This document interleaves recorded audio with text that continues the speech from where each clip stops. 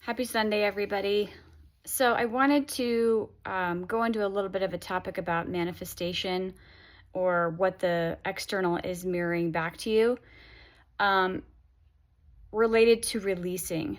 And I think this will be really helpful for those of you who have gone through a lot of the Sedona method and the releasing practices by Hale Dwoskin and Lester Levinson and Larry Crane. Love all of those guys and practice their stuff on a regular basis. I think it's fantastic. But I will tell you, I think there was a period of time where I misunderstood what releasing was. And there's a term that Lester uses in that book, Happiness is Free. Lester and Hale, as they wrote that book together at different periods of time. But they call it being hootless, where you don't give a hoot. And I don't know about you, but I falsely interpreted that as I no longer care if the thing that I want comes into my life. And I think there's a bit of nuance to this that I want to go through a little bit, because it doesn't mean, so I want to differentiate between a couple things.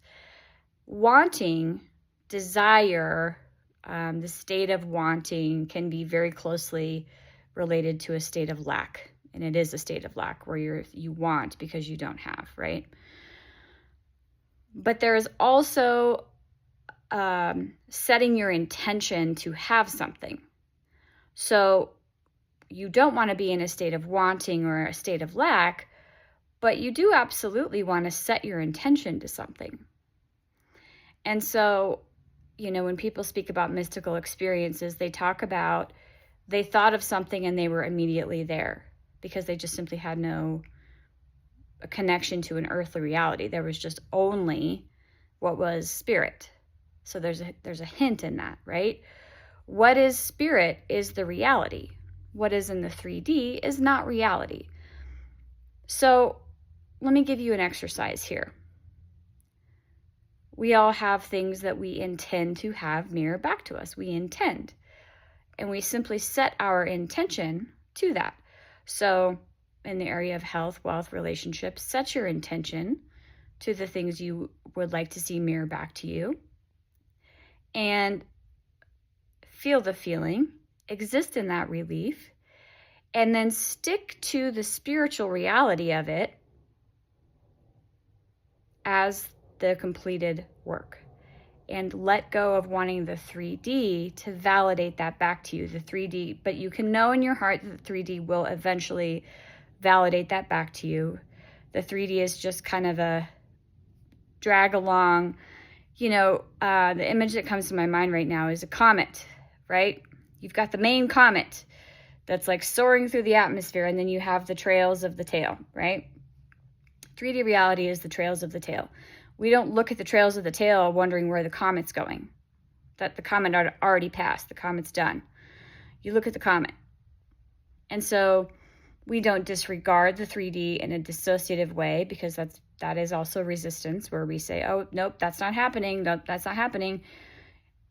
If there's a 3D circumstance that does not completely mirror what you want to be mirroring back to you, you simply acknowledge it, send it love and acceptance.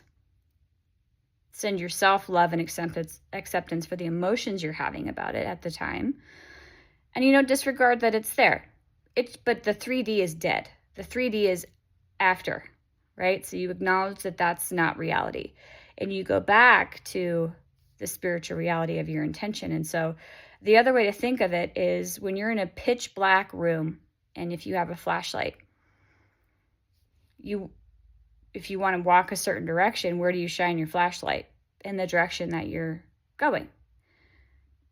Do you shine your flashlight behind you to see where you're going? No.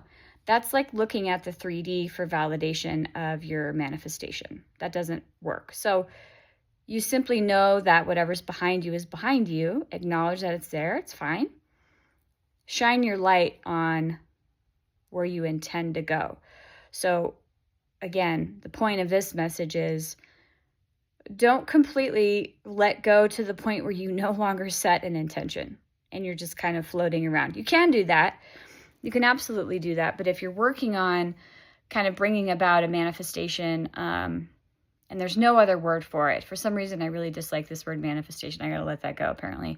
But I guess what I mean by that is there's a lot of, what I don't like about the word is the cultural strife that we've put around it. And so when I say manifestation, what I mean is, what is the 3D mirroring back to you? And we don't look to the 3D to say that's our reality, but we're focusing internally on our intention, feeling the relief. And even you can, if it's hard for you to generate the feeling of relief about your thing, you can simply picture what you are intending to reflect back to you, experience it in the real reality, which is the spirit, experience it there, and call in the emotion of joy. So if there's something else that brings you profound joy, feel that emotion after you picture the thing that you're intending to bring into your life. So it's okay to have an intention. When we get into the state of want is where we get into lack. So set your intention and then stay in the spirit. Stay on that comment. Focus your flashlight forward and know that that is the true reality. Acknowledge what's going on in the 3D, let go of those emotions through acceptance and love, and then go right back to that intention, right? Knowing that the completed work has already been done in the spirit. Quit looking to the 3D to validate you. It's when we start looking to the 3D to validate us that we get off track, right? So is it there yet? Oh, is it there yet? And you know, there's a, I love to bake. I'm a baker. And there's a, there's a no-no in baking is don't continue to open the oven while your thing is baking. Why? Because it introduces cold air, it introduces a different temperature, and it can cause the baked goods to sink and the leavener to not rise properly. And it's very similar to like checking on the 3D to look for results is basically existing in a state of lack and looking to the 3D as reality. The 3D is not reality. What's inside is reality. But also set your intention. It's perfectly fine to do that. Want is different than intention. Want is lack. Intention is direction. So give your life direction. Where do you want to go? Where do you want your finances to be? What do you want that to look like? What do you want your relationships to look like? Set that intention and then know that it's done in the spirit, and the 3D will mirror that back to you in perfect due time. So hopefully that's helpful to some of you. I've had a lot of like manifestation tips coming to me recently in messages. So I'm just gonna relay what I get as I get them, and hopefully you enjoy it. So leave me a comment if that resonates. Send me a like. If you want to work with me, go to my website, seewithash.com. See with Ash, SEE with Ash, all spelled out, all one word.com. Love you guys.